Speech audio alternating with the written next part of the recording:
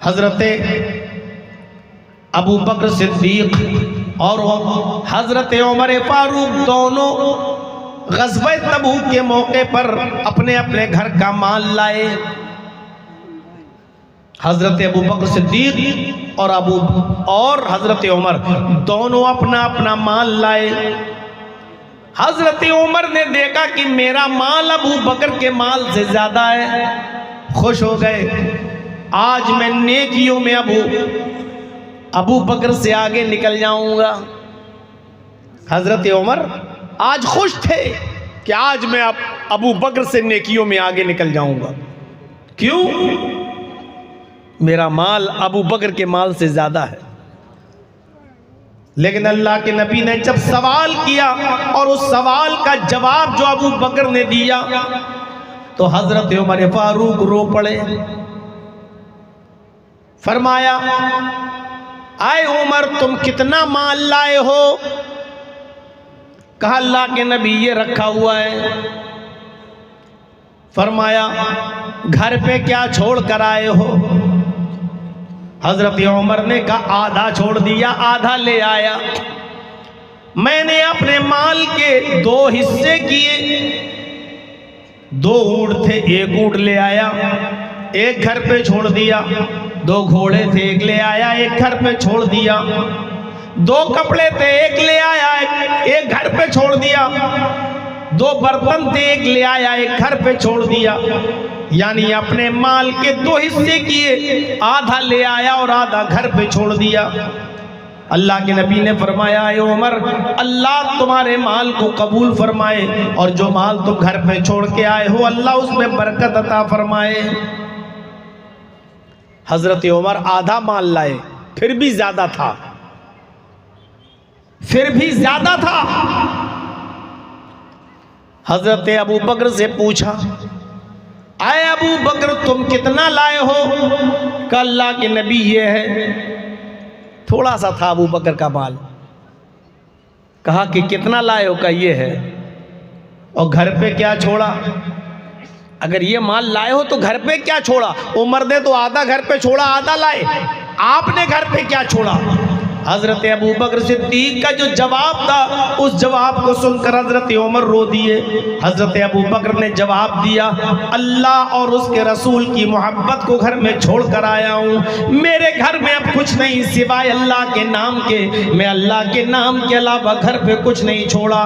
मेरे पास एक कपड़ा था वो ले आया, मेरे पास एक बर्तन था वो ले आया, मेरे घर पे जितना माल था सारा का सारा ले आया। मेरे घर पे अल्लाह के नाम के सिवा कुछ बाकी नहीं है। अल्लाह के नाम के अलावा मैंने अपने घर पे कुछ नहीं छोड़ा। दोनों में फर्क देखिए। हजरत उमर का माल बहुत ज्यादा था लेकिन आधा घर पे छोड़ा था और आधा लाए। हजरत अबू बकर का माल बहुत कम था लेकिन सारा का सारा माल था और घर पे कुछ नहीं छोड़ा। जब हजरत उमर ने ये सुना कि अबू बकर अपने घर का सारा माल ले आए और घर पे कुछ नहीं छोड़ा सिवाय अल्लाह के नाम के, तो रो पड़े। लोगों ने पूछा कि क्यों रो रहे हो? हजरत उमर ने कहा, मैंने दिल में सोचा था कि आज मैं नेकियों में हजरत अबू बकर से आगे निकल जाऊंगा, लेकिन मैं अबू बकर से नेकियों में आगे नहीं निकल पाया। मैं कयामत तक इबादत करता रहूं फिर भी मैं हजरत अबू बकर से नेकियों में आगे नहीं बढ़ सकता। मैं अपने घर का आधा माल लाया, आधा घर पे छोड़ दिया, लेकिन अबू बकर तो अपने घर का सारा माल ले आए। जो अपने घर का सारा माल ले आया हो और अपने घर पे कुछ ना छोड़ा हो, मैं उससे नेकियों में कैसे आगे बढ़ सकता हूं? मेरे भाइयों, हजरत उमर फारूक का कोशिश करना और नेकियों में आगे बढ़ना और आगे निकलने के लिए जिद्दोजहद करना, ये इस बात की दलील है कि हम और आप सबको चाहिए कि नेकियों के काम में एक दूसरे से आगे बढ़ने की कोशिश करें। किसी को देखें कि वो ज़ोहर पढ़ रहा है, असर पढ़ रहा है, 5 वक्त की नमाज पढ़ रहा है, आप उसके लिए दुआ करो अल्लाह रब्बुल आलमीन तुम्हें बाअमल बनाए, अल्लाह तुम्हारी इबादतों को कबूल फरमाए। फिर कोशिश करो कि अल्लाह ये 5 वक्त की नमाज पढ़ता है, मुझे तौफीक दे कि मैं तहज्जुद की भी नमाज पढ़ूं। अगर कोई शख्स शख्स रमजान के पूरे महीने के रोजे रखता है, आप उसके लिए दुआ करो अल्लाह तुम्हारे रोजों को कबूल फरमाए। फिर कोशिश करो कि उसने पूरे महीने के रोजे रखे। हम पूरे महीने के रोजे रखने के साथ साथ ईद के बाद के भी 6 रोजे रखेंगे, हम मुहर्रम के भी 2 रोजे रखेंगे, हम अरफा के दिन का भी रोजा रखेंगे, हम सोमवार का, पीर का और जुमेरात का भी रोजा रखेंगे। हम हर महीने 3 रोजे जो रखे जाते हैं हम वो रोजे भी रखेंगे। कोशिश करो हम नेकियों में एक दूसरे से आगे बढ़ जाएं, लेकिन दूसरे को गिरा कर नहीं, उसको बद्दुआ देकर नहीं, उसकी इबादतों को देखो और दुआ करो कि अल्लाह तुम्हारी इबादत को कबूल फरमाए, और उससे आगे बढ़ने की कोशिश करो कि अल्लाह मुझे नेकियों में आपसे आगे बढ़ाए, और कोशिश भी करो कि हम खुद नेकियों में आपसे आगे बढ़ जाएं, अपने आप को नेकियों में आगे बढ़ाओ। और एक बहुत बड़ी नेमत है जिसको रब की मग़फ़िरत मिल गई, अल्लाह ने जिसको बख्श दिया, जिसकी मग़फ़िरत हो गई, उससे ज़्यादा खुश नसीब इंसान कोई है ही नहीं। इसलिए इस आयत के अंदर यह कहा जा रहा है सारिऊ इला मग़फ़िरतिम मिन रब्बिकुम, अपने रब की मग़फ़िरत की तरफ दौड़ो। दिन भर में कितनी मर्तबा सुबह से लेकर फजर से लेकर इस वक्त रात के 2:35 हो रहे हैं, हर आदमी गौर करे कि उसने ऐसे कितने काम किए हैं जिसमें हमारे रब की मग़फ़िरत शामिल है। सोचो, जबकि सुबह से लेकर शाम तक 24 घंटे में 5 वक्त की अगर कोई आदमी नमाज पाबंदी के साथ पढ़े तो मुझे उम्मीद है कि इंशाअल्लाह अल्लाह उसकी मग़फ़िरत ज़रूर फरमाएगा। पूरी की पूरी नमाज, आप क्या मांगते हो उसमें? मग़फ़िरत ही तो है, लेकिन नमाज कायदे से पढ़ें आप तब। आइए थोड़ा सा हम आपका जहन बनाते हैं, अपने रब की मग़फ़िरत की तरफ दौड़ो। क्या हम ये करते हैं? सुबह उठिए, वज़ू बनाइए, नमाज पढ़ने के लिए आप मस्जिद के अंदर दाखिल हो गए, आप देख लीजिए नमाज शुरू होते ही मग़फ़िरत, अल्लाहु अकबर। अब आप क्या पढ़ेंगे? जो सबसे बेहतरीन और सबसे अफजल दुआ है वो दुआ ये है, अल्लाहुम्मा बाइद बैनी व बैन खताया कमा बाअदता बैनल मशरिक़ वल मग़रिब। ये पूरी दुआ आप पढ़िए। हम क्या पढ़ रहे हैं? अल्लाहु अकबर, सुब्हानक अल्लाहुम्मा व बिहम्दिका व तबारक अस्मुका व तआला जद्दुका व ला इलाहा गैरुक। मैं ये नहीं कह रहा हूँ कि ये गलत है, पढ़ सकते हैं, जायज़ है, लेकिन आप ये दुआ जो पढ़ रहे हैं, सुब्हानक अल्लाहुम्मा रब्बना व बिहम्दिका व तबारक अस्मुका व तआला जद्दुका, मुझे बताइए इसमें अल्लाह की हम्द व सना तो आप कर रहे हैं, लेकिन आपने अपने लिए क्या मांगा? हर मुसलमान यहां गौर करे। आज मैं कुछ सिखाऊंगा आपको, सीखो। मुझे बताइए आपने अपने लिए क्या मांगा? जबकि अल्लाह के नबी सल्लल्लाहु अलैहि वसल्लम जो दुआ पढ़ा करते थे वो दुआ बुखारी के अंदर आई है, अल्लाहु अकबर, अल्लाहुम्मा बाइद बैनी व बैन खताया कमा बाअदता बैनल मशरिक़ वल मग़रिब अल्लाहुम्मा नक़्क़िनी मिनल खताया कमा। लंबी दुआ, थोड़ी सी आपको याद करना पड़ेगा। इसमें आप देखिए अल्लाहु अकबर कहने के बाद जो सबसे पहले दुआ मांग रहे हैं उसमें आप अल्लाह से अपने लिए मग़फ़िरत मांग रहे हैं। क्या मांग रहे हैं? अल्लाहुम्मा बाइद बैनी व बैन खताया, आय अल्लाह मेरे और मेरे गुनाहों के दरमियान इतनी दूरी पैदा कर दे इतना बहुत कर दे, पैदा कर दे, इतनी दूरी पैदा कर दे। कमा बाअता बैनल मशरिक़ि वल मग़रिब, जितनी दूरी पूरब और पश्चिम के दरमियान है, ईस्ट और वेस्ट के दरमियान है, मशरिक और मगरिब के दरमियान है। मशरिक और मगरिब की कोई इंतहा है? पूरब और पश्चिम की कोई इंतहा है? पूरब की कोई इंतहा नहीं, पश्चिम की कोई इंतहा नहीं। और पहला लफ्ज नमाज शुरू करते ही, अल्लाहु अकबर कहते ही आप क्या मांग रहे हैं अल्लाह से? अय अल्लाह, मैं बहुत गुनाहगार हूं, इंसान हूं, दुनिया में गुनाहों का जाल कदम कदम पर बिछा हुआ है। मस्जिद से बाहर निकलो, गुनाहों का जाल बिछा हुआ है। अय अल्लाह, मैं गुनाहों की दलदल में धंसा हुआ हूं। अय अल्लाह, मेरे इन गुनाहों को इतना दूर कर दे जितनी दूरी पूरब और पश्चिम के दरमियान है। अल्लाहुम्मा बाइद बैनी व बैना खताया, मेरे और मेरे गुनाहों के दरमियान तू इतनी दूरी पैदा कर दे। आप इस दुआ में अपने लिए अपने रब से मांग रहे हैं, और क्या मांग रहे हैं?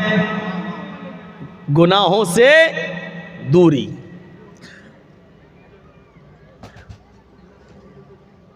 आप गौर कीजिए, यहीं से शुरू होती है मग़फ़िरत मांगने की कोशिश, जिसका हुक्म इस आयत में है कि अपने रब की मग़फ़िरत की तरफ दौड़ो।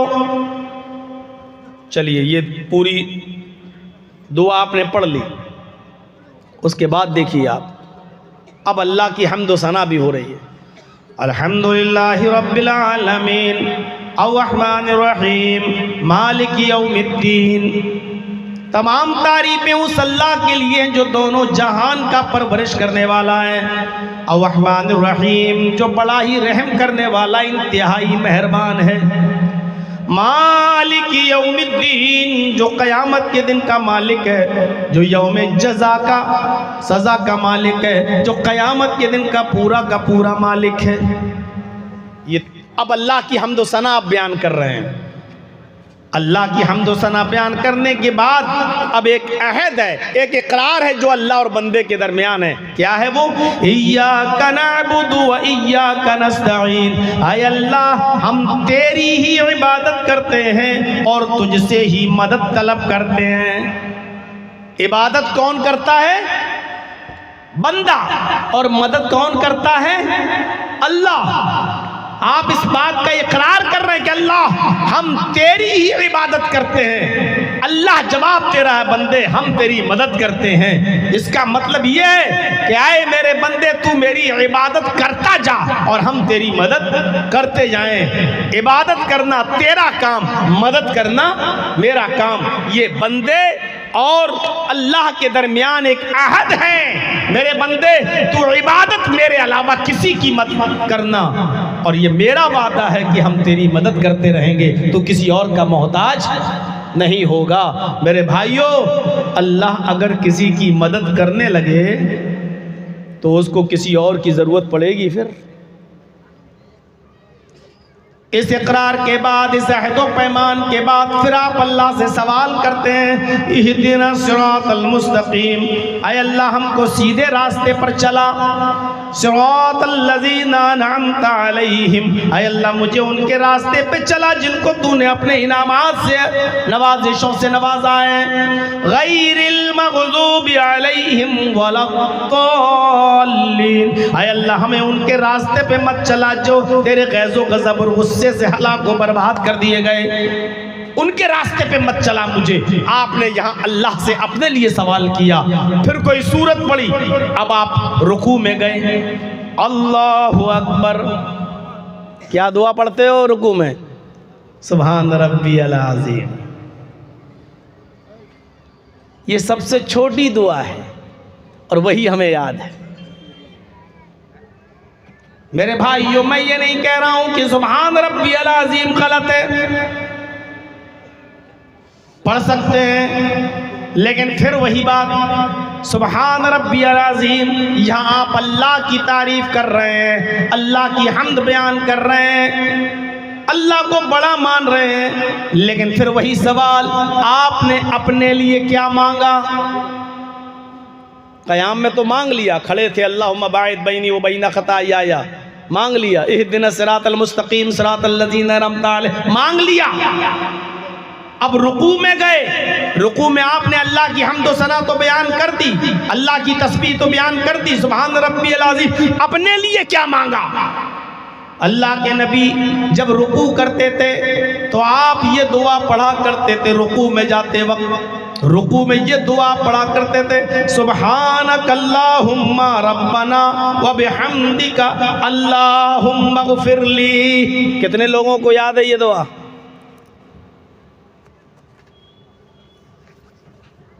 सत्ताईस सालें तो तकरीबन मुझे हो गई हैं तकरीर करते हुए, सन 1999 से 2026 तक। अगर इन 27 सालों में आपके इन इलाकों में मैं तकरीबन हर साल आता हूं, इन 27 सालों में हमने क्या सिखाया और आपने कितना सीखा? अगर कोई पूछे कि जर्जी साहब इन जलसों का कितना असर पड़ा है, आप 100 में कितने नंबर दोगे? तो मैं कहूंगा 100 में 0। 27 साल पहले आप जहां थे आज भी आप वही हैं और हम भी वही हैं। 27 साल पहले जो खुराफातें हो रही थी वो आज भी हो रही हैं। 27 सालों से अब तक न हम नमाज सिखा सके और न हम नमाज सीख सके। नमाज भी हम मुकम्मल तौर पर सही नहीं पढ़ पा रहे हैं।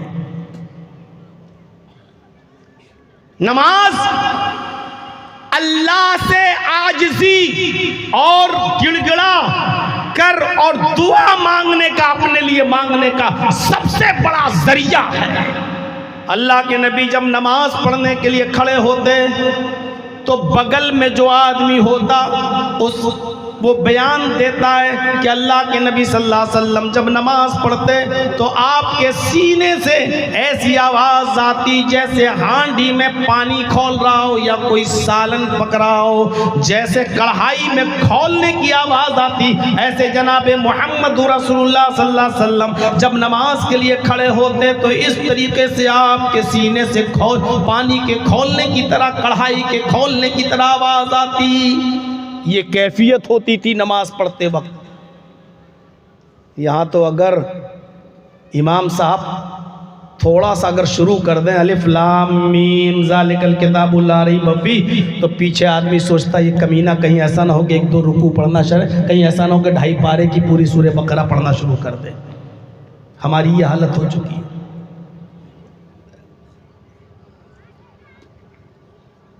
अल्लाह के नबी जो रुकू में दुआ पढ़, मैं ये नहीं कह रहा हूं कि सुभान रब्बियल अज़ीम नहीं पढ़ सकते, पढ़ सकते हो, लेकिन आपने अपने लिए क्या मांगा?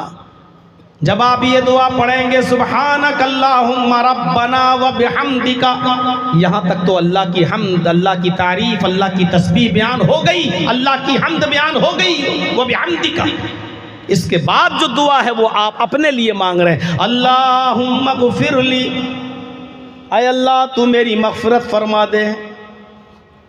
अभी रुकिए, आगे चलिए, सोचिए।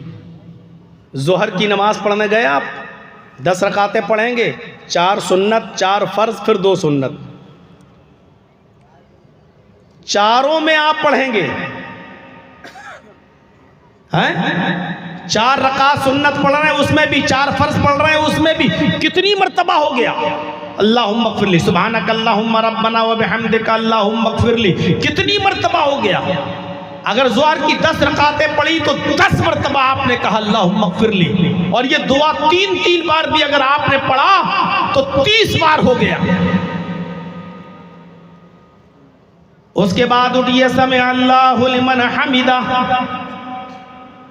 रब्बना व लकल हम्द हम्दन कसीरन तय्यबन मुबारकन फी, या अल्लाहुम्मा रब्बना व लकल हम्द हम्दन कसीरन तय्यबन मुबारकन फी।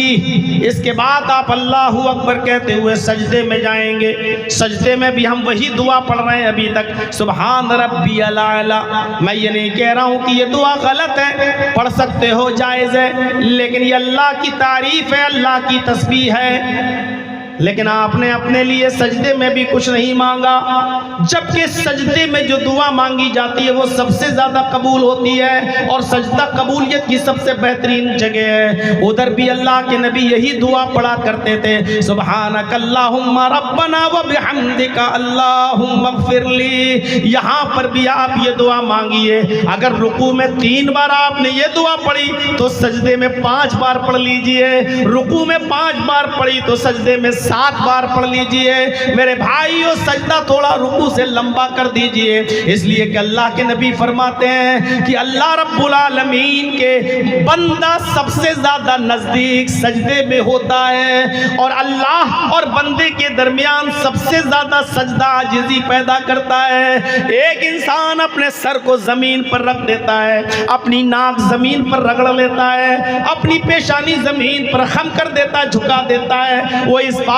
का इकरार करता है कि अल्लाह तू सबसे ज्यादा बुलंद है और मैं सबसे ज्यादा पस्ती में हूँ, तू सबसे बुलंद है, मैं सबसे नीचे हूँ, तू आसमान की बुलंदियों पर है और हम जमीन की पस्तियों में हैं। ऐ अल्लाह देख, मैंने तेरे सामने अपने आप को जलील कर दिया, मैंने अपनी नाक तेरे सामने रगड़ दी, ऐ अल्लाह मैंने अपनी पेशानी को तेरे सामने झुका दिया, ऐ अल्लाह मेरी पस्ती की इंतहा नहीं, तेरी बुलंदी की इंतहा नहीं, ऐ अल्लाह मेरी जिल्लत की इंतहा नहीं और तेरी रफ़ात और अज़मत की इंतहा नहीं। बंदा इस बात का सजदे में इकरार करता है, ऐ अल्लाह मैं सबसे ज़्यादा जलील, तू सबसे ज़्यादा अजीज़, मैं सबसे ज़्यादा, मैं तेरे सामने सबसे ज़्यादा आजिज़ और तू सबसे बुलंद और सबसे अरफा। ऐ अल्लाह देख, मैं प्राइम मिनिस्टर भी हूँ, सऊदिया का बादशाह हूँ, मैं कोयत का किंग हूँ, सब कुछ हूँ, लेकिन तेरे घर में आया और ज़मीन पर मैंने अपनी पेशानी को रख दिया, इस बात का एतराफ़ कर दिया कि सऊदिया का बादशाह ज़रूर हो सकता हूँ, कोयत का और दुबई का बादशाह ज़रूर हो सकता हूँ, लेकिन तेरे सामने मैं जलील हूँ, अजीज़ तो तेरी ज़ात है। इसलिए इस सजदे में सबसे ज़्यादा ये पढ़ा करो, सुब्हानक अल्लाहुम्मा रब्बना व बिहम्दिका अल्लाहुम्मा इग़फिरली। ऐ अल्लाह तू मेरी मग़फ़िरत फरमा दे। ज़ोहर में 10 रकातें पढ़ रहे हो तो कम से कम 10 मरतबा तो आपने कहा, और 3-3 बार पढ़ा तो 30 मरतबा इसमें भी हो गया, 5-5 बार पढ़ा तो 50 मरतबा इसमें भी हो गया। मेरे भाइयों, अब आप अंदाज़ा लगाइए, और एक सजदे में इतना हो रहा है और 2 सजदे करेंगे तो 3 मरतबा, अगर एक सजदे में पढ़ा तो 2 सजदे में कितना हो गया, 6 मरतबा। तो आप गौर करो, 10 रकात में 20 सजदे, 10 रकात में 20 सजदे तो 120 बार। आप अंदाजा तो लगाइए मेरे भाइयों, कितनी मरतबा आप कह रहे हैं अल्लाहुम्मा इग़फिरली। दूसरी रकात है, बैठ जाओ, चौथी रकात है, तो आप जो दुआ पढ़ रहे हैं आखिरी सलाम फेरने से पहले उसमें भी अल्लाह से मग़फ़िरत तलब कर रहे हैं। अल्लाहुम्मा इन्नी ज़लमतु नफ़्सी ज़ुल्मन कसीरा वला यग़फ़िरुज़्ज़ुनूबा इल्ला अंता फ़ग़फ़िरली मग़फ़िरतम मिन इंदिका वरहमनी इन्नका अंतल गफ़ूरुर रहीम। इस जुमले पर गौर करो, फ़ग़फ़िरली मग़फ़िरतम मिन इंदिक। आय अल्लाह मुझे अपने पास से बख्श दे, आय अल्लाह मुझे अपनी रहमत से बख्श दे, आय अल्लाह मुझे अपने रहमो करम से माफ़ कर दे।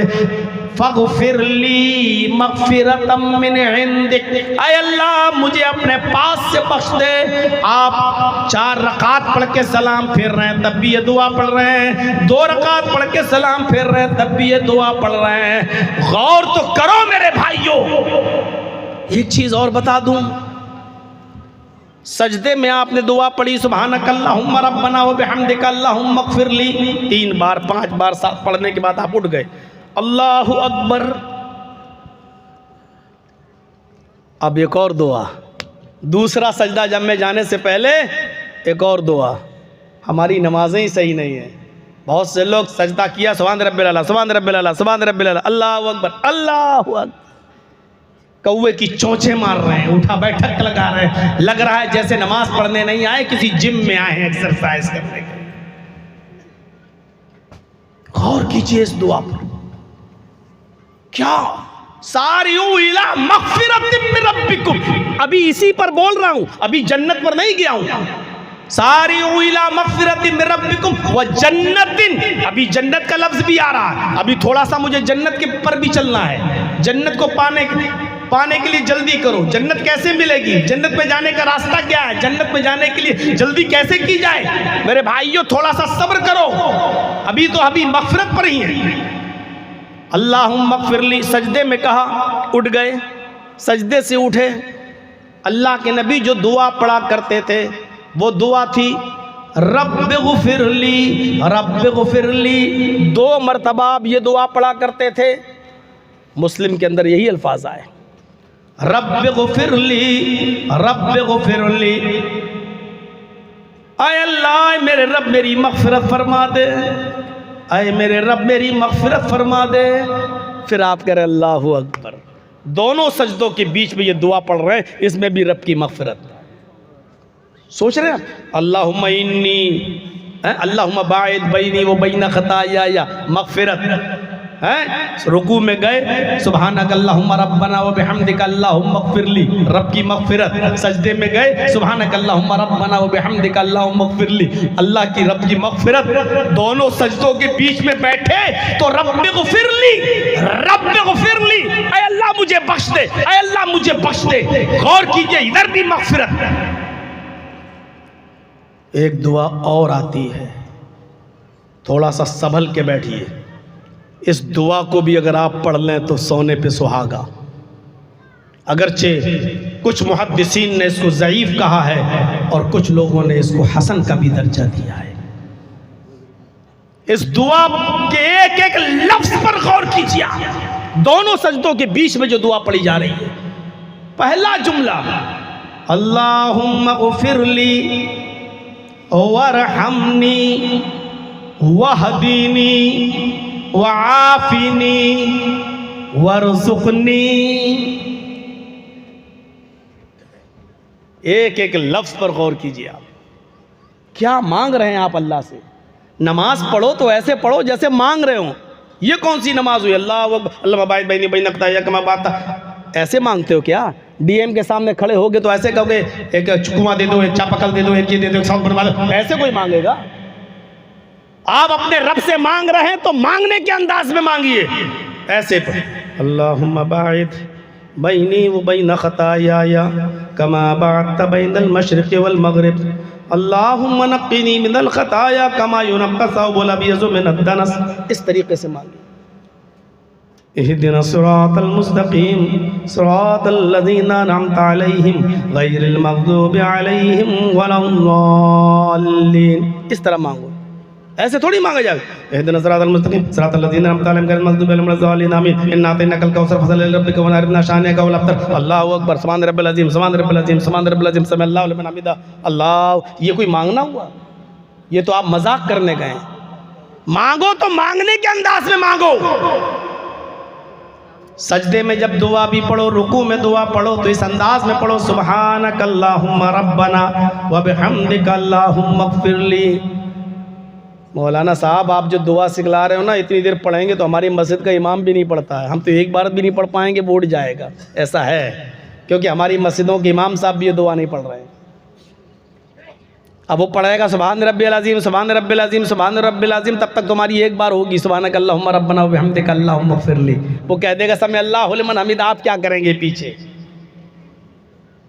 बदलना पड़ेगा दस्तूर। नमाज को नमाज के तरीके से पढ़िए। अल्लाह से मांगने गए हैं तो मांगने के अंदाज में मांगिए, और ये देखिए कि आप किससे मांग रहे हैं। दोनों सजदों के बीच की इस दुआ पर गौर करो। अल्लाहुम्मा ग़फ़िरली, आय अल्लाह तू मेरी मग़फ़िरत फरमा दे। आय अल्लाह, मैं गुनाहों का बोझ लाद कर तेरे घर में, इस मस्जिद में तेरे घर में आया हूँ। आय अल्लाह, अगर तू मेरी मग़फ़िरत नहीं करेगा तो कौन करेगा? आय अल्लाह तू मेरी मग़फ़िरत फरमा दे। किस अंदाज में मांग रहे, अल्लाहुम्मग़फ़िरली, आय अल्लाह तू मेरी मग़फ़िरत फरमा दे, वरहमनी, आय अल्लाह सारी दुनिया मेरे ऊपर जुल्म करना चाहती है, घर जाओ तो बीवी जुल्म करती है, बच्चे बड़े हो गए वो जुल्म करते हैं, पड़ोसी जुल्म करते हैं, आय अल्लाह मैं मारा मारा फिर रहा हूँ, आय अल्लाह मेरी ज़िंदगी में सुकून नहीं है, वरहमनी, आय अल्लाह मेरी ज़िंदगी पर रहम फरमा दे, वरहमनी, मुझ पर रहम फरमा। सुन रहे हैं क्या दुआ मांग रहे हैं आप, सीख लो। अल्लाहुम्मग़फ़िरली, अल्लाह मेरी मग़फ़िरत फरमा दे, वरहमनी, आय अल्लाह मेरे ऊपर रहम फरमा, वहदीनी, आय अल्लाह कोई इधर खींचता है कोई उधर खींचता है, कोई कहता है ये रास्ता सही, कोई कहता है ये रास्ता सही, कोई कहता है ये करो, कोई कहता है वो करो, आय अल्लाह मैं बड़े पसो पेश में हूँ, क्या सही क्या गलत, कहाँ जाऊँ कहाँ ना जाऊँ, वहदीनी, आय अल्लाह तू ही मुझे हिदायत दे दे, आय अल्लाह तू ही मुझे सही रास्ता बता दे, आय अल्लाह मेरी रहनुमाई फरमा दे, आय अल्लाह मुझे सिराते मुस्तकीम दे दे, वहदीनी, आय अल्लाह तू मुझे हिदायत अता फरमा। एक और जुमला, वाफीनी, पढ़ते तो हैं लेकिन मतलब नहीं समझते। आफियत किसको कहते हैं? वहदीनी वाफीनी, आय अल्लाह मुझे आफियत अता फरमा। बस तर्जुमा सुन लिया, आफियत अता फरमा। आफियत कहते किसे हैं? ये आफियत है क्या चीज? आप नमाज में ये दुआ पढ़ रहे हैं, आपको खुद नहीं मालूम कि आप अल्लाह से क्या मांग रहे हैं। आफियत रूहानी और जिस्मानी दोनों बीमारियां इसमें शामिल है, इन दोनों से हमें नजात अता फरमा। वाफिनी, अय अल्लाह मुझे कैंसर है, तू मुझे कैंसर से नजात अता फरमा। अल्लाह मुझे टीबी की बीमारी है, तू मुझे टीबी से नजात अता फरमा। अय अल्लाह मुझे एक ऐसी बीमारी हो गई है जो मैं दूसरों को नहीं बता सकता, शर्मिंदगी है। अय अल्लाह मुझे एड्स हो गया है गलत काम करते करते, आफिनी तू मुझे इससे नजात अता फरमा। जिस्म की हर बीमारी इसमें शामिल है। खुफिया बीमारी जो आप अपने दोस्तों को भी बताने में शर्म महसूस करते हैं, अपने माँ बाप को भी बताने में शर्म महसूस करते हैं। आप 5 मरतबा मस्जिद में जा रहे हैं, दोनों सजदों के बीच में आप ये दुआ मांग रहे हैं, आफिनी में ये बीमारी भी शामिल है। आय अल्लाह मुझे इस बीमारी से, जिस्मानी बीमारी से नजात अता फरमा और रूहानी बीमारी से भी नजात अता फरमा। रूहानी बीमारी क्या है? आय अल्लाह मेरा मकान 2 मंजिल बना है, मेरे पड़ोसी ने 3 मंजिल बना लिया, मुझे जलन हो रही है। ये मुझसे आगे क्यों बढ़ रहा है, मुझे इससे जलन हो रही है। आय अल्लाह कोई मुझसे आगे बढ़ता है तो मुझे उससे जलन और हसद हो जाता है, कीना हो जाता है। मैं जलने की बीमारी में मुब्तला हूँ, मैं नफरत अपने दिल में रखता हूँ, मैं नहीं चाहता हूँ कि कोई मुझसे आगे बढ़े। आय अल्लाह ये रूहानी बीमारी भी मेरे अंदर है। वाफिनी, आय अल्लाह मुझे रूहानी बीमारी से भी नजात अता फरमा। आय अल्लाह वो बीमारियां जो मेरे दिल में छिपी हुई है, जो कोई नहीं जानता, उससे भी तू हमें नजात अता फरमा। वाफिनी में ये दुआ भी शामिल है। कोई पढ़ता है ये दुआ और पढ़ता है तो कोई उसका मतलब समझता है? वाफिनी आपने क्या मांगा है अपने रब से? आए हमारे रब तू मुझे आफियत अता फरमा, यानी मेरी जिस्मानी और रूहानी दोनों बीमारियों से तू मुझे नजात अता फरमा। और आखिरी जुमला, वरज़ुक़नी, आय अल्लाह जहां जाता हूं ठोकरें खाता हूं। आय अल्लाह मैंने चाय की दुकान खोली थी, अभी 4, 5, 6, 10 दिन चली थी, और जब अच्छी चलने लगी तो एक और आदमी ने मेरे पड़ोस में दुकान खोल ली। अय अल्लाह कंपटीशन में उसने दुकान खोल ली, जो कस्टमर मेरे पास आते थे वो उधर जाने लगे। अय अल्लाह दुश्मनों ने दुश्मनियां निभाना शुरू कर दी। वरज़ुक़नी तू मुझे रिज़्क़ हलाल अता फरमा। आय अल्लाह तू मुझे रोज़ी अता फरमा। ऐसा होता है कि नहीं होता है? आपने कपड़े की दुकान खोली, कुछ दिनों के बाद जब अच्छी चलने लगी तो पड़ोस में एक और ने कपड़े की दुकान खोल ली। आपने चाय की दुकान खोली, जब आपकी चलने लगी तो दूसरे ने एक और पड़ोस में आपके बगल में चाय की दुकान खोल ली। आप दुआ मांगो, ये ना कहो कि अल्लाह उसको बर्बाद कर दे। आप कहिए वरज़ुक़नी, आय अल्लाह मेरा काम मेहनत करने का कर रहा हूँ, रिस्क देना तेरा काम है, आय अल्लाह तू मुझे रिस्क अता फरमा। वरज़ुक़नी, आय अल्लाह तू मुझे रिस्क दे। और जब अल्लाह किसी को रिस्क दे दे तो दुनिया की कोई ताकत उससे छीन पाएगी? 100 दुकानें खोल लो उसके बगल में। अब सोचिए आपने क्या मांगा अल्लाह से। ये दोनों सजदों के बीच मैं तो दोनों दुआएं पढ़ लेता हूं, रब्बिग़फिरली रब्बिग़फिरली, अल्लाहुम्मग़फिरली वरहमनी वहदीनी वआफ़िनी वरज़ुक़नी। एक हदीस के अंदर आता है अल्लाह के नबी एक और जुमला पढ़ते थे, वजबुरनी वजबुरनी, अल्लाहुम्मग़फिरली वरहमनी वहदीनी वआफ़िनी वरज़ुक़नी वजबुरनी। ऐ अल्लाह मेरे नुकसान को तू पूरा कर दे। जानते हो क्या मांगा आपने? और सुनो फुलबंगा वालों, गौर से सुनो आपने क्या मांगा। वजबुरनी, मेरे नुकसान को पूरा कर दे। जर्जीत साहब बहुत बड़े डॉक्टर हैं, एक मिसाल दे रहा हूं, ऑपरेशन में मशहूर हैं। इमरजेंसी केस आया है, आईसीयू में लेके गया है,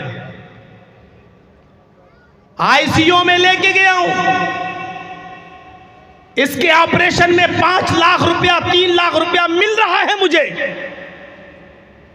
इसी वक्त अजान की आवाज आती है, अल्लाहु अकबर अल्लाहु अकबर। जर्जीत साहब ने उस मरीज के मालिक से कहा, ठीक है मैंने आईसीयू पे लेटाल दिया है, आने के बाद ऑपरेशन करता हूं, मैं जा रहा हूं नमाज पढ़ने के लिए, अभी नमाज पढ़ के आता हूं तब ऑपरेशन कर दूंगा। वो आदमी कह रहा नहीं अभी ऑपरेशन करो, मेरा मरीज बहुत खतरे में है, कहीं मर ना जाए। आपने कहा नहीं मैं नमाज पढ़ने जा रहा हूँ, जमात निकल गई तो अच्छा नहीं होगा, मैं जमात करके आ रहा हूँ, नमाज पढ़ के आ रहा हूँ, उसके बाद ऑपरेशन कर दूंगा, आईसीयू में मौजूद है, ऑक्सीजन मिल रहा है, इंशाल्लाह इसको कुछ नहीं होगा। आप ये कहकर चले जाते हैं नमाज पढ़ने के लिए, इधर ये मरीज, उसका बाप या उसका बेटा अपने मरीज को लेकर निकल जाता है दूसरी जगह, चलो जल्दी ऑपरेशन कराएंगे, मेरा बेटा या मेरा बाप इमरजेंसी पोजीशन में है। 3 लाख का कस्टमर आपके हाथ से निकल गया। जब आप नमाज पढ़ के वापस आते हैं तो आपने देखा कि वो मरीज गायब है। आपकी 3 लाख रुपए में 1 लाख रुपए बच रहा था, 2 लाख खर्चा देकर 1 लाख रुपए आपका बच रहा था, आपका ये नुकसान हो गया है। आप नमाज पढ़ के आए हैं, आपने दुआ मांगी, वजबुरनी, ऐ अल्लाह मेरे नुकसान को तू पूरा कर दे। अब अल्लाह आपके इस नुकसान को पूरा करेगा। मेरे भाइयों, अभी आपने 1 लाख का नुकसान किया है, असर की नमाज के वक्त आने से पहले पहले अल्लाह ने 3 मरीज आपके पास पहुंचा दिए। अब आपने 1 लाख उधर छोड़ दिया तो 3 लाख रुपए की इधर आपकी इनकम हो गई है। मेरे भाइयों, यही बात कही जा रही है। हम पर फॉर्चूनर, हम जो है किसी दुकान पर बैठे हुए, किराना मर्चेंट की दुकान पर बैठे हैं, एक कस्टमर है 10,000 रुपए का सौदा ले रहा है, उसने तेल भी खरीदा, घी भी खरीदा, तमाम चीजें खरीद रहा है। इधर अजान की आवाज आई और मैं मस्जिद में नमाज पढ़ने चला गया। मैंने कहा नमाज पढ़ के आऊंगा तब दूंगा। वो कस्टमर चला जाता है दूसरी दुकान पर, इतनी देर हम इंतजार नहीं करेंगे, हम दूसरी जगह से सामान ले लेते हैं। ठीक है तुम्हें जहां मर्जी हो ले लो, लेकिन अभी हम नमाज पढ़ के आएंगे तभी देंगे। जब तक आप आए वो कस्टमर चला गया। आपने दुआ मांगी, वजबुरनी, ऐ अल्लाह तू मेरे नुकसान को पूरा कर दे। अब अल्लाह इस नुकसान को आपको पूरा करेगा, आपके इस नुकसान को। आप गौर तो करो कि नमाज में आप मांग क्या रहे हैं। क्या ये दुआएं याद हैं हमें और आपको? अल्लाह के नबी सल्लल्लाहु अलैहि वसल्लम की एक हदीस में एक लफ्ज और आता है, तीसरी हदीस में एक लफ्ज और आता है, उसको भी अगर मिला लिया जाए तो पूछो मत। वर्फानी, वर्फानी। अब पूरी दुआ यूं हुई, अल्लाहुम्मा गफिरली वरहमनी वहदीनी वआफिनी वरजुकनी वजबुरनी वरफानी। याद करना पड़ेगी, बिना याद के तो बहुत से ऐसे मिल जाएंगे जो आपको लिख के दे देंगे, गले में लटका लो। ये आप याद करिए, सबका मतलब बता दिया, आखिरी जुमला रह गया, अल्लाहुम्मा मगफिरली, अल्लाह मेरी मगफिरत फरमा दे, वरहमनी, अल्लाह मेरी ऊपर रहम फरमा दे, वहदीनी, अल्लाह मुझे हिदायत अता फरमा दे, वआफिनी, अल्लाह मुझे जिस्मानी और रूहानी तमाम बीमारियों से आफियत अता फरमा दे, नजात अता फरमा, आफियत अता फरमा, वरजुकनी, अल्लाह मुझे रिज़्क़ हलाल अता फरमा, वजबुरनी, अल्लाह तू मेरे नुकसान को पूरा फरमा दे, वरफानी, आखिरी जुमला, वरफानी, अल्लाह जहाँ जाता हूँ गालियाँ खाता हूँ, जहाँ जाता हूँ बुरी नज़र से देखा जाता हूँ, ज़माने में और समाज के अंदर मेरी कोई इज्जत नहीं है, मुझे बुरी नज़रों से देखा जाता है, गरीब समझकर मुझे भगा दिया जाता है, मुझे कहीं बैठने नहीं दिया जाता है, वरफानी, अल्लाह मेरे स्टेटस को बुलंद कर दे, अल्लाह मेरे स्टेटस को ऊंचा कर दे, अल्लाह मेरी इज्जत को बढ़ा दे, वरफानी, मुझे इज्जत अता फरमा, मेरे स्टेटस को बुलंद कर दे। अगर अल्लाह किसी के स्टेटस को बुलंद कर दे तो दुनिया की कोई ताकत उसको जलील कर सकती है? दुनिया की कोई ताकत उसको जलील कर सकती है? कितनी मर्तबा मेरे दुश्मनों ने मुझे जेल की सलाखों में भेजा, क्या वो कोई जलील करने की ताकत है जो कर सकता है? वरफानी, दुआ पढ़ो, सीखो और याद करो, अल्लाह आपकी इज्जत में इजाफा करेगा, वरफानी, स्टेटस को बुलंद कर देगा, ये दुआ। अब एक बात सुन लो मेरे भाइयों, आपने ये नमाज पढ़ी, एक दिन में 5 बार पढ़ी, दोनों सजदों के बीच में ये दुआ की, अल्लाहुम्मा मगफिरली सुब्हानक अल्लाहुम्मा रब्बना व बिहम्दिका अल्लाहुम्मा मगफिरली, रुकू में और सजदे में। आपने 20 साल 30 साल के बाद नमाज पढ़ना शुरू की, चलो 40 साल के बाद नमाज पढ़ना शुरू की, आपकी जिंदगी 70 साल 75 साल 80 साल की हो गई। आप 30-40 साल से बराबर ये दुआ पढ़ते रहे और यही कहते रहे, अल्लाह मुझे बख्श दे, मुझे बख्श दे, बार बार कह रहे हैं बख्श दे। आपने अभी जोहर पढ़ी, अल्लाह मुझे बख्श दे, अल्लाह ने कहा नहीं बख्शूंगा। आपने कल पढ़ी, अल्लाह ने कहा नहीं बख्शूंगा। बराबर पढ़ रहे हैं। अगर आपकी पूरी जिंदगी की पढ़ी जाने वाली नमाजों में अगर अल्लाह ने किसी एक वक्त आपकी दुआ सुनकर कह दिया, मेरे बंदे जा मैंने तुझे बख्श दिया, मेरे बंदे जा मैंने तेरी मग़फ़िरत फरमा दी, हो गया हमारा बेड़ा पार। एक फकीर आया, अल्लाह के नाम पे दे दे, आ जाते रोज मांगने के लिए, जर्जी साहब ने भगा दिया। 1 घंटे के बाद फिर आ गया, अरे साहब दे दीजिए, बहुत बच्चे भूखे, फिर आ गया तू, अभी तो हट, नहीं दिया। 1 घंटे के बाद वो फिर आ गया, अरे दे दीजिए भाई, अल्लाह के नाम पे बहुत, आप नहीं समझ रहे हमारी मजबूरी कितनी है। बार बार उसको भगा रहे हैं जर्जी साहब, सुबह से लेके हर घंटे हर आधे घंटे के बाद आ रहा है, शाम तक दिमाग खराब कर दिया। जर्जी साहब ने कहा ये हाथ धो के नहीं, नहा धो के मेरे पीछे पड़ा हुआ है, ये कुछ लेके ही रहेगा।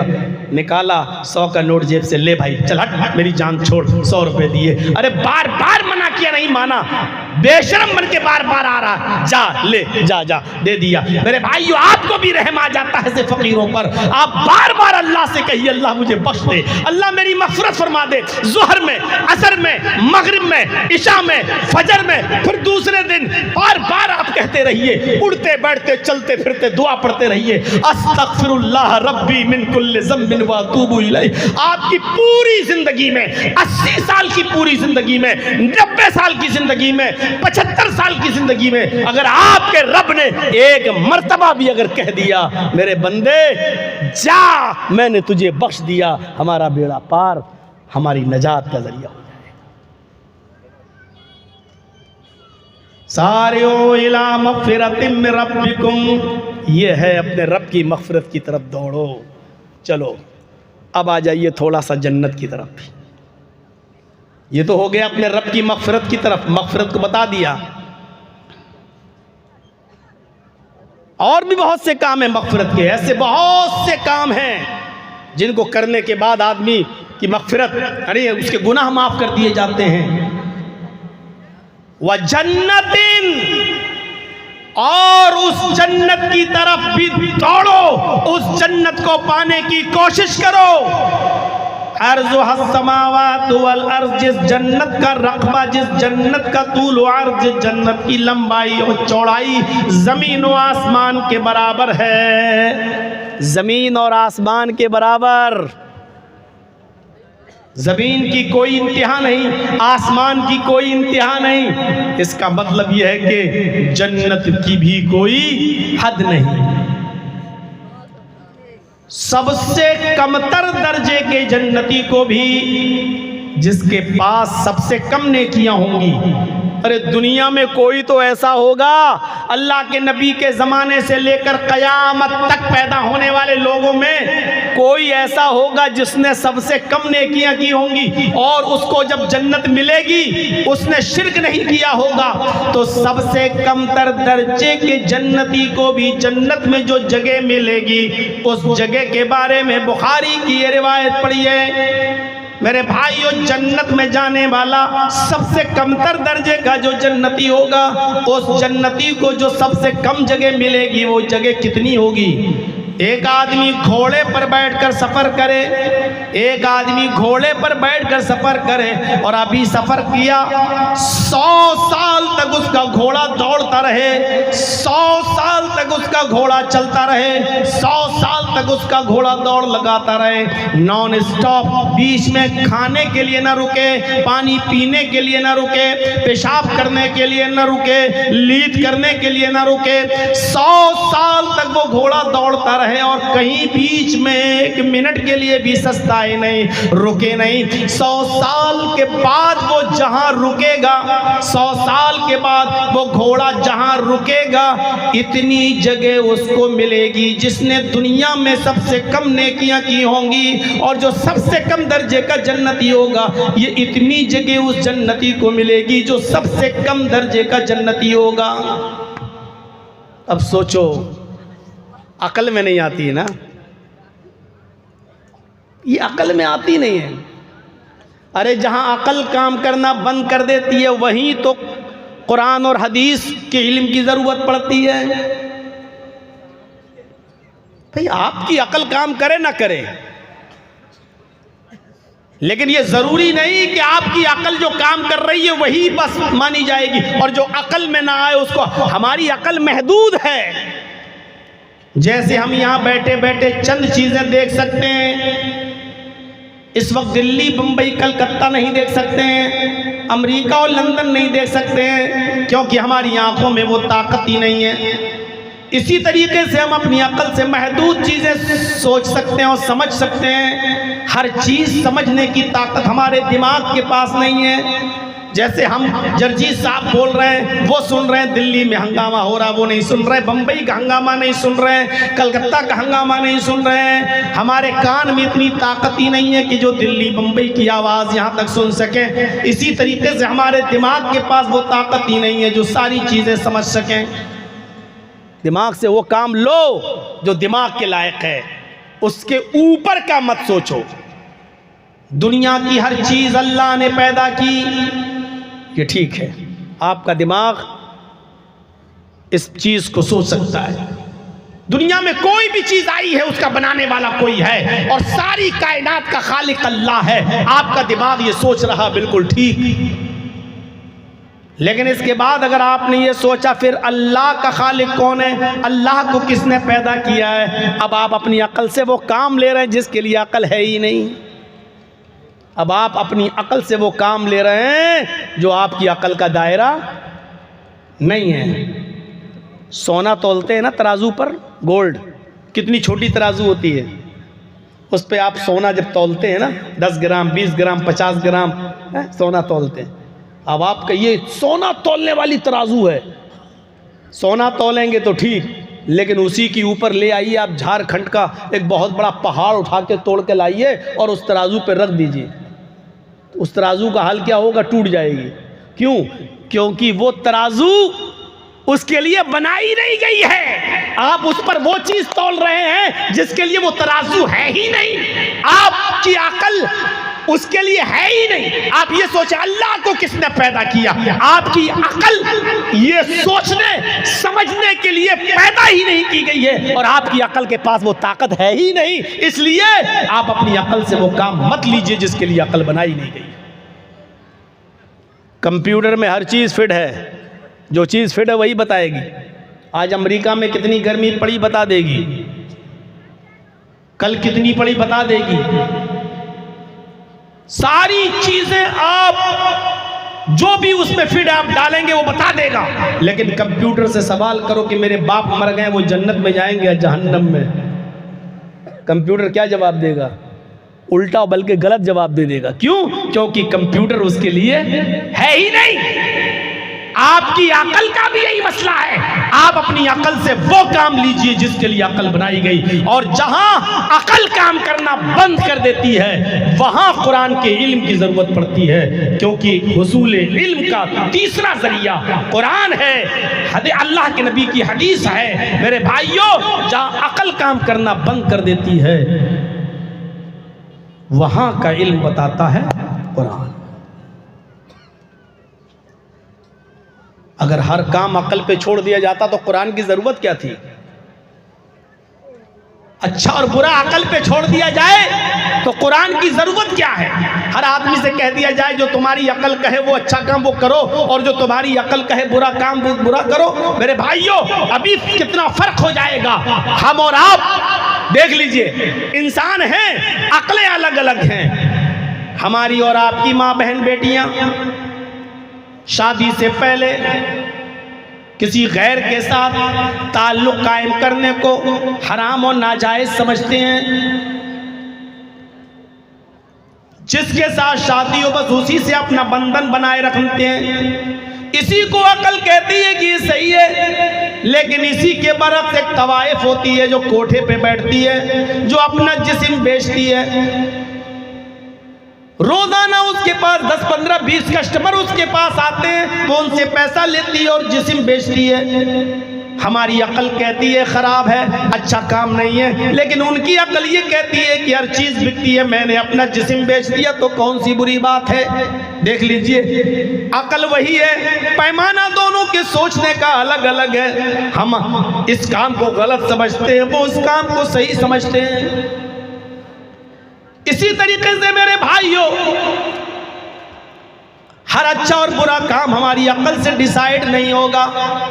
अच्छा क्या है ये हमें मजहब बताएगा, ये हमें इस्लाम बताएगा, और बुरा क्या है ये हमें इस्लाम बताएगा। ज़ोहर की 4 रकातें फ़र्ज हैं। अकल कहती है हम 4 की जगह 6 भी पढ़ लें तो क्या अर्ज है, 8 पढ़ लें तो क्या अर्ज है, जितना पढ़ेंगे उतना सवाब। ये अकल कहती है, लेकिन शरीयत ये कहती है, इस्लाम ये कहता है कि अगर 4 की जगह 5 पढ़ी और 6 पढ़ी तो तुम अपने आप को नबी होने का दावा कर रहे हो, तुम जालिम करार दिए जाओगे, तुम मुजरिम हो जाओगे। मेरे प्यारे साथियों, गौर करो, सोचो। गोश्त हलाल है, अकल कहती है खाओ, लेकिन रमजान के महीने में यही गोश्त रोजे की हालत में हराम है। अब आप नहीं खा सकते हो। बीवी हलाल है, रोजे की हालत में हराम है, नहीं इस्तेमाल कर सकते हो। गौर करो, ये नमाज जो सबसे बड़ी इबादत है, लेकिन फजर की नमाज के बाद आप नमाज नहीं पढ़ सकते, जवाल के वक्त नमाज नहीं पढ़ सकते, सूरज गुरूब होते वक्त नमाज नहीं पढ़ सकते। इन वक्तों में अगर नमाज पढ़ोगे तो गुनाह पड़ेगा। वही इबादत है, और वही नमाज पढ़ने पर, ममनुआ औकात में पढ़ने पर गुनाह भी है। तो ये हमारी अकल डिसाइड नहीं करेगी, ये इस्लाम डिसाइड करेगा, इस्लाम फैसला करेगा। ये शरीयत हमें बताएगी कि क्या गलत है और क्या सही है। इसलिए हर काम को अपनी अकल से करने की कोशिश मत करो, शरीयत के दायरे में उसको करो। हमारी अकल सोचने से आजिज है। एक कमतर दर्जे के जन्नती को इतनी जगह मिलेगी कि घोड़े पर बैठकर कोई आदमी सफर करे और 100 साल तक वो घोड़ा दौड़ता रहे, 100 साल के बाद जहां रुकेगा, इतनी जगह उसको मिलेगी जिसने कब सबसे कम नेकी की होंगी, सबसे कम दर्जे का। तो आप सोचिए जिसने सबसे ज्यादा नेकी की होगी उसको कितनी, क्या इतनी बड़ी जन्नत है। अरे जन्नत की नेमतों के बारे में अल्लाह ने सिर्फ इतना कह दिया है, कोई जान ही नहीं सकता, न किसी आंख ने देखी, न किसी दिल पर उसका असर हुआ, न किसी दिमाग में उसका वहम तसव्वुर आया। जब ये कह दिया तो इसका मतलब यह है कि जन्नत की नेमतों के बारे में हमारी अक्ल सोच नहीं सकती, हमारी आंखें देख नहीं सकती, उसका वो हमारे चश्मे तसव्वुर से बालातर है, बहुत दूर है। मेरे भाइयों, बस हमारा काम है ईमान लाना, हमारा काम है ईमान लाना। लेकिन जन्नत में जाने के रास्ते बताते हुए अल्लाह के नबी सल्लल्लाहु अलैहि वसल्लम फरमाते हैं कि जन्नत में तुम जाने के लिए क्या करो, बहुत आसान भी है, बहुत आसान है। वुज़ू बनाओ और अच्छी तरीके से वुज़ू बनाओ। मा मिनकुम मिन अहदिन यतवज़्ज़ा फयुहसिनुल वुज़ू, तुम में से जिसने वुज़ू बनाया और अच्छी तरीके से वुज़ू बनाया, वुज़ू को वुज़ू की तरह, सुम्मा क़ाल, और वुज़ू बनाने के बाद जिसने ये दुआ पढ़ ली, अशहदु अल्ला इलाहा इल्लल्लाह व अशहदु अन्ना मुहम्मदन अब्दुहु व रसूलुहु, बस इतनी सी दुआ। तिरमिज़ी में ये भी आया है, अल्लाहुम्मा जअलनी मिनत तव्वाबीन वजअलनी मिनल मुतत्तहिरीन, इसको भी उलमा ने हसन करार दिया है। अगर याद है पढ़ सकते हो पढ़ लो, और अगर नहीं पढ़ सकते हो तो कोई बात नहीं, इतनी दुआ पढ़ लो, अशहदु अल्ला इलाहा इल्लल्लाह व अशहदु अन्ना मुहम्मदन अब्दुहु व रसूलुहु। मुस्लिम शरीफ में इतनी दुआ आई है। अल्लाह के नबी फरमाते हैं, देखिए जन्नत कितनी आसान, जिसने वुज़ू बनाया और वुज़ू बनाने के बाद जिसने ये दुआ पढ़ ली, अशहदु अल्ला इलाहा इल्लल्लाह व अशहदु अन्ना मुहम्मदन अब्दुहु व रसूलुहु, इल्ला फुतिहत लहू अब्वाबुल जन्नतिस समानिया, अल्लाह के नबी फरमाते कि उसके लिए जन्नत के 8 दरवाजे खोल दिए जाते हैं। फुतिहत लहू अब्वाबुल जन्नतिस समानिया, उसके लिए जन्नत के 8 दरवाजे खोल दिए जाते हैं। नौजवानों बताओ, वुज़ू बनाना कितना मुश्किल काम है, और वुज़ू बनाने के बाद इतनी सी दुआ पढ़ने पे अगर जन्नत के 8 दरवाजे हमारे लिए खुल रहे हैं तो कौन सा मुश्किल काम है? ये आपको भारी लगता है? वुज़ू बनाइए और वुज़ू बनाने के बाद ये दुआ पढ़ लीजिए, 8 दरवाजे खुले, 1 नहीं 2 नहीं, जन्नत के 8 दरवाजे हैं, 8 दरवाजे उसके लिए खोल दिए जाते हैं। जिस दरवाजे से दाखिल होना चाहे हो जा। ये है जन्नत। इसी तरीके से अजान के बाद अजान के कलमात दोहराना और उसके बाद दुआ पढ़ना। जब मुअज्जिन कहे अल्लाहु अकबर तो तुम भी कहो अल्लाहु अकबर अल्लाहु अकबर।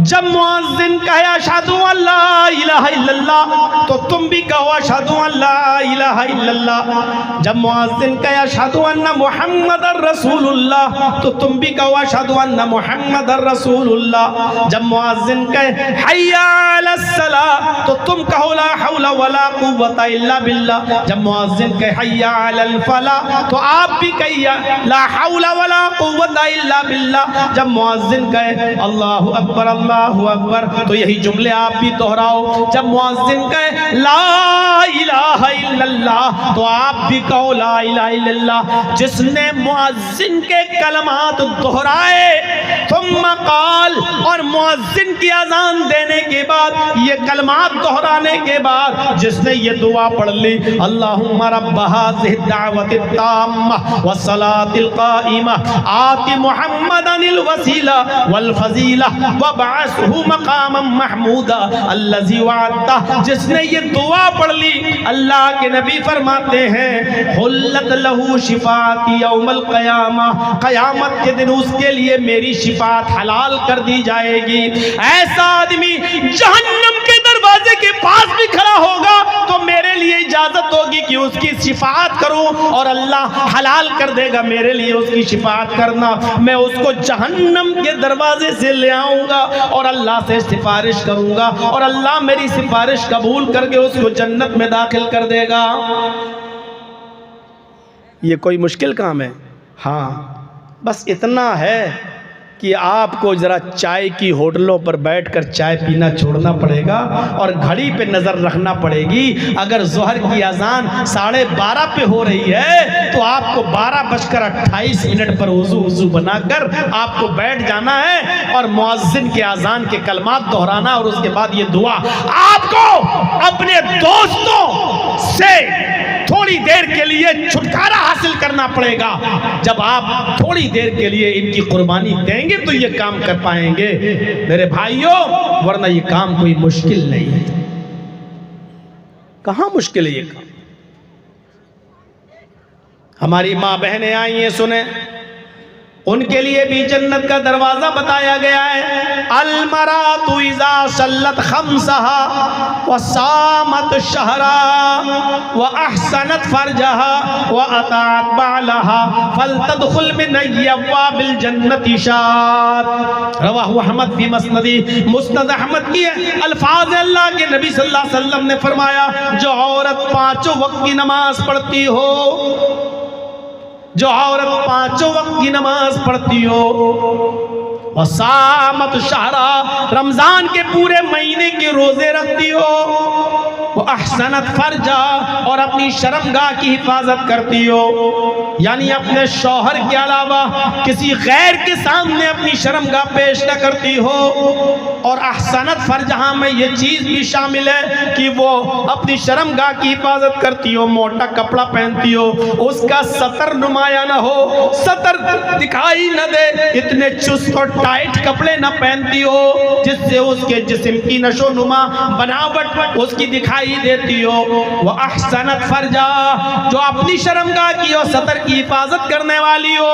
वह अतात बालहा, और अपने शौहर की इताअत खिदमत और फरमा बरदारी करने वाली हो, उसका दिल न तोड़ती हो, वो जो कहे उसको बहुस्न खूबी बजा लाती हो, खुशी खुशी उस काम को कर देती हो, अपने शौहर की इताअत और फरमा बरदारी में किसी कोई कमी न करती हो। ऐसा ये जो 4 काम कर ले जो औरत, अल्लाह के नबी फरमाते हैं 4 काम, 5 वक्त की नमाज पाबंदी से पढ़ना, रमजान के पूरे महीने के रोजे रखना, अपने सतर की और शर्मगाह की हिफाजत करना और अपने शौहर की इताअत और फरमा बरदारी करना। ये 4 काम जो औरत करती हो, अल्लाह के नबी फरमाते हैं जन्नत के 8 दरवाजों पर फरिश्ते बैठे होंगे और इस औरत से कह रहे होंगे फलतदखुल मिन अब्वाबिल जन्नति शात, तेरे लिए जन्नत के 8 दरवाजे खुले हुए हैं, तो जिस दरवाजे से दाखिल होना चाहे हो जा। ऐसी औरत के लिए भी जन्नत के 8 दरवाजे खुले हुए हैं, ऐसी औरत के लिए भी जन्नत के 8 दरवाजे खोल दिए जाते हैं मेरे भाइयों।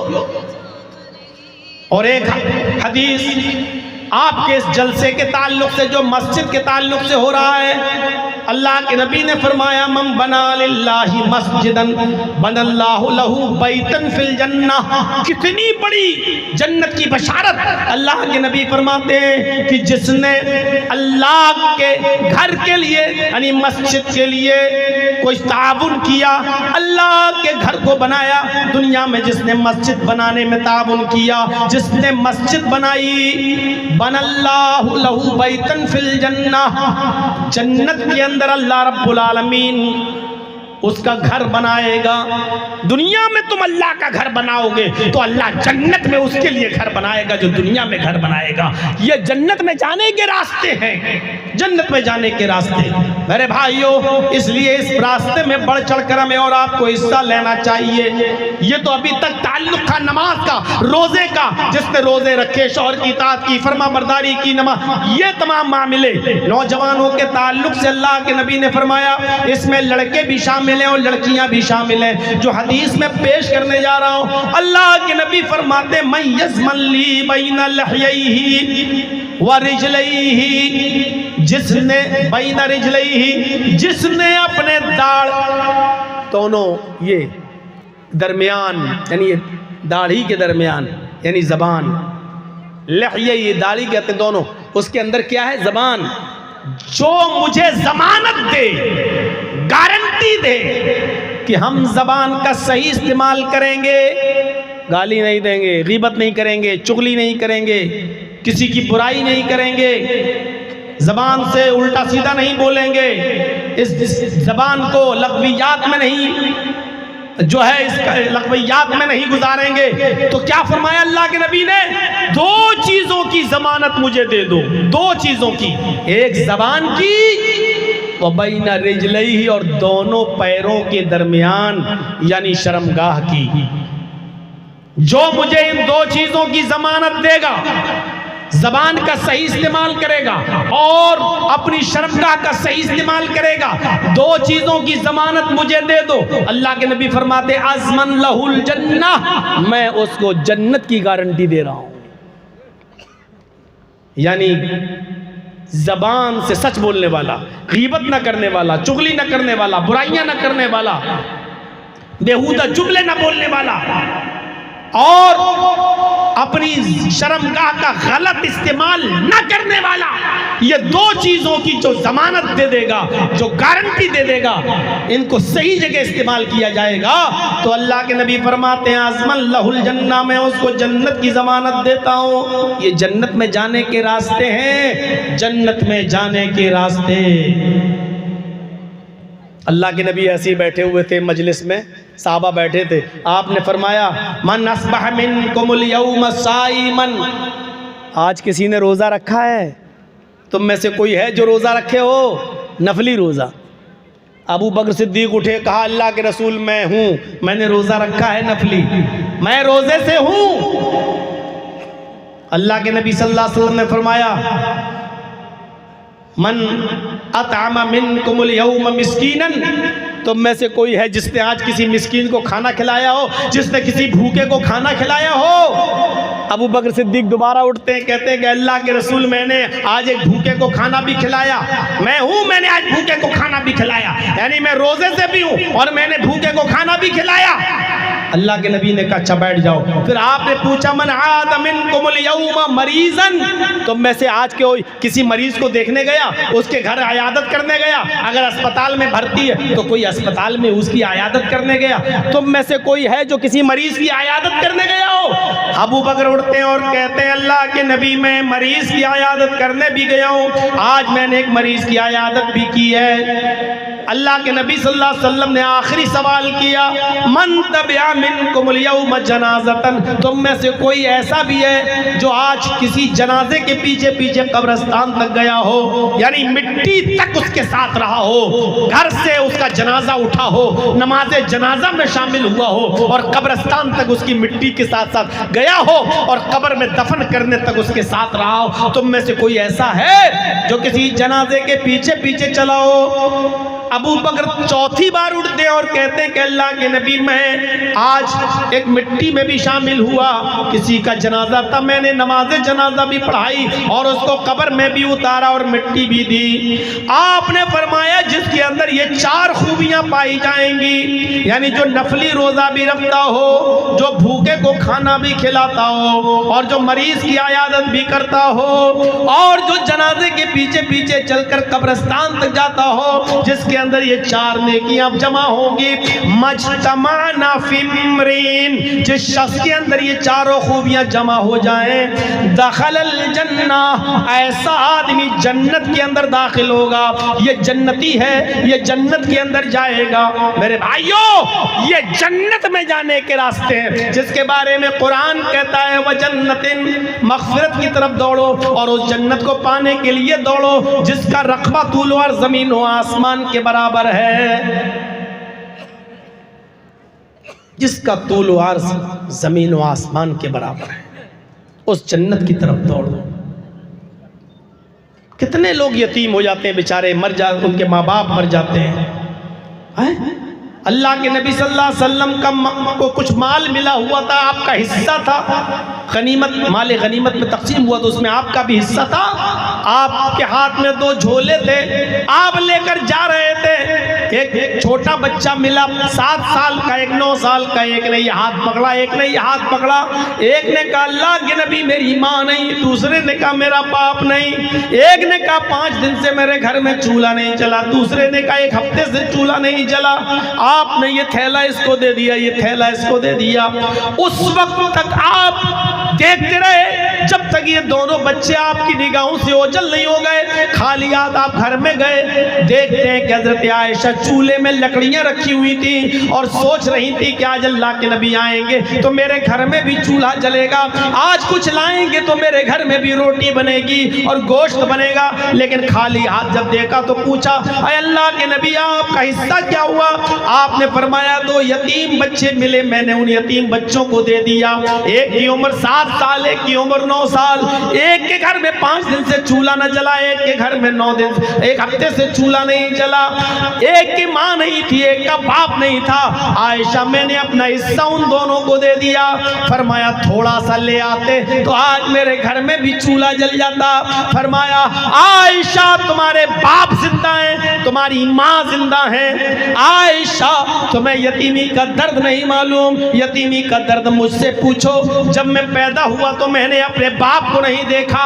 जब 2 महीने का जब मैं दो पैदा होने में 2 महीने रह गए तो मेरा बाप मुझे छोड़कर इस दुनिया से चला गया। मेरे इस दुनिया में आने से 2 महीने पहले ही मेरे बाप इंतकाल कर गए। जब मैं 6 साल का था तो मेरी माँ भी मुझे छोड़ के चली गई। जब मैं 8 साल का था तो मेरा दादा भी मुझे छोड़ के चला गया।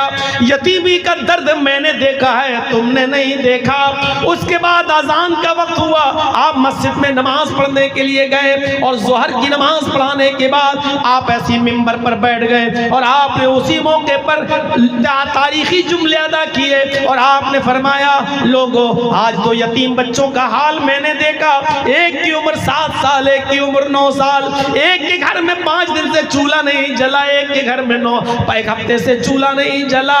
लोगों एक का बाप नहीं था, एक की माँ नहीं थी। आज मैंने अपना हिस्सा उनको दे दिया। सुनो अना व काफिलुल यतीमी फिल जन्नति कहातैन, मैं और यतीम का परवरिश करने वाला, मैं और यतीम को पालने वाला, मैं और यतीम के सर पे हाथ फेरने वाला, मैं और यतीम को खिलाने पिलाने वाला, उनकी परवरिश करने वाला। कयामत के दिन दोनों जन्नत में ऐसे होंगे जैसे ये दोनों उंगली मिली हुई है, यानी वो मेरा पड़ोसी बनकर रहेगा जो यतीमों के सर पे हाथ फेरेगा, यतीमों का ख्याल रखेगा। आपने यतीमों की परवरिश और उनको खिलाने पिलाने की वाले को अपना पड़ोसी बताया है कि वो जन्नत में मेरा पड़ोसी बनकर रहेगा। या तो यतीमों का हक भी मारने के बारे में प्लानिंग होती है और मंसूबे होते हैं। एक चीज और सुन लो, जिनके छोटे छोटे बच्चे इस दुनिया में मर जाते हैं, छोटे छोटे बच्चे, किसी का 6 महीने का बच्चा, किसी का 8 महीने का, 1 साल का, 2 साल का बच्चा, 5 साल तक, 7 साल तक जो बच्चे छीन लिए जाते हैं, इंतकाल कर जाते हैं, और जिनके इंतकाल पर उनके माँ और बाप ने सब्र किया। कयामत के दिन ये बच्चे अपने माँ बाप की सिफारिश करेंगे। अल्लाह के नबी फरमाते हैं सिगारुहुम दआमीसुल जन्नह, जिनके छोटे छोटे बच्चे दुनिया में छीन लिए जाते हैं, उनकी रूहें जन्नत के अंदर बेरोक टोक घूमती रहती हैं। कयामत के दिन जब हिसाब व किताब होगा, इनके माँ बाप को जहन्नम में फेंका जाएगा। जाओ तुमने दुनिया में बुरे काम किए, बदअमल थे, आए फरिश्तों इनको जहन्नम के अंदर फेंक दो। जब ये माँ बाप जहन्नम के किनारे पहुंच जाएंगे तो अल्लाह कहेगा रुक जाओ, इनको जहन्नम में डालने से पहले इनके बच्चों से इनको मिलवा दो। हमने इनके छोटे छोटे बच्चे इनसे दुनिया में छीने थे जो जन्नत में बेरोक टोक को घूम रहे हैं, इनको लेकर आओ और एक मर्तबा उनके माँ बाप से इनको मिला दो। हुक्म होगा इनके बच्चों को लाओ और इनके माँ बाप से इनको मिला दो ताकि कोई शिकायत बाकी न रहे। उन बच्चों को फरिश्ते लेकर आएंगे और उनके माँ बाप से मिलाएंगे। अभी माँ बाप से मिल रहे होंगे ये बच्चे और खुश होंगे। इतने में हुक्म होगा कि चलो मुलाकात का वक्त खत्म है, इन बच्चों को जन्नत में डाल दो, माँ बाप को जहन्नम में। जब बच्चे छोटे छोटे ये सुनेंगे कि मेरे माँ बाप को जहन्नम में डाला जा रहा है, जहन्नम में डाला जा रहा है, फयाखुज़ु बिनाहियति सौबिही, वो छोटे छोटे बच्चे अपने माँ बाप के दामन को पकड़ लेंगे, उनके जो कपड़े जो पीछे का कमीज होगी उसको पकड़ लेंगे। याखुज़ु बिनाहियति सौबिही, उनके कपड़े को पकड़ लेंगे। लम युफारिक, फिर उसको छोड़ेंगे नहीं, फिर उस दामन को छोड़ेंगे नहीं। फरिश्ते छुड़ाएंगे लेकिन ये बच्चे अपने माँ बाप के दामन को नहीं छोड़ेंगे और अल्लाह से कहेंगे, आय अल्लाह, दुनिया में भी तूने मुझे मेरे माँ बाप से दूर किया और आज भी तू मुझसे मेरे माँ बाप को दूर कर रहा है। अगर तुझे यहाँ भी मुझको मेरे माँ बाप से मुझे दूर करना था तो दुनिया में तूने मुझसे मुझे क्यों छीना? मुझे मेरे माँ बाप का प्यार दुनिया में भी नहीं मिला और यहाँ पर भी तू मुझे मेरे माँ बाप से दूर कर रहा है। आय अल्लाह, ये तेरा कैसा इंसाफ है? दुनिया में भी तूने मुझे माँ बाप नहीं दिए और आखिरत में भी तू मुझसे माँ बाप छीन रहा है। आय अल्लाह, दुनिया में अगर तूने मुझे छीना था, माँ बाप से दूर किया था, तो यहाँ तो तू मुझे मेरे माँ बाप से दूर न कर। अल्लाह उन छोटे छोटे बच्चों की इस इल्तिजा को कबूल फरमाएगा और हुक्म होगा, फरिश्तों, इनके माँ बाप को भी इन बच्चों के साथ जन्नत के अंदर दाखिल कर दो, इनके माँ बाप को भी ले जाओ और जन्नत के अंदर इन माँ बाप इन बच्चों को के साथ इनके माँ बाप को भी दाखिल कर दो। वो छोटे छोटे बच्चे जिनको दुनिया में छीन लिया गया, कयामत के दिन अपने माँ बाप की सिफारिश करेंगे और अल्लाह उनकी सिफारिश को कबूल करके उनके माँ बाप को जन्नत के अंदर दाखिल कर देगा, माँ बाप को जन्नत के अंदर भेज देगा।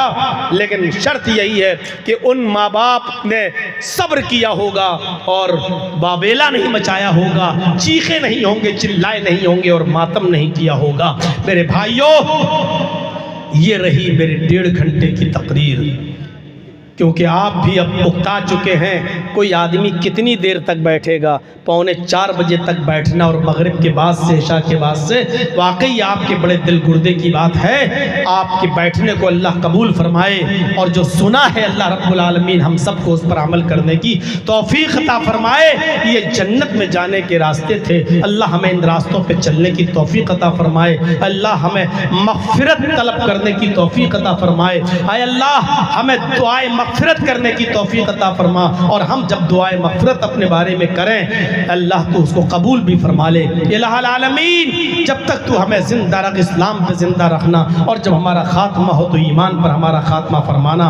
वमा अलैना इल्लल बलागुल मुबीन व आखिरु दावाना अनिल हम्दुलिल्लाहि रब्बिल आलमीन। चलते चलते आपसे गुजारिश है कि अगर इस मस्जिद के लिए मेरे हाथ पर भी अगर कुछ ताउन आप देना चाहें तो आप दे सकते हैं। अल्लाह रब्बुल आलमीन आपको उसका अजर अज़ीम अता फरमाएगा। आपने सबके हाथों में दिया, अगर मेरे हाथ में भी आप देंगे तो अल्लाह ताला आपको इसका अजर अज़ीम भी इंशाअल्लाह अता फरमाएगा, आपके अजर को ज़ाय नहीं करेगा। इन्नल्लाह ला युज़ीउ अजरल मुहसिनीन, अल्लाह किसी एहसान करने वाले के अजर को ज़ाय नहीं करता। आप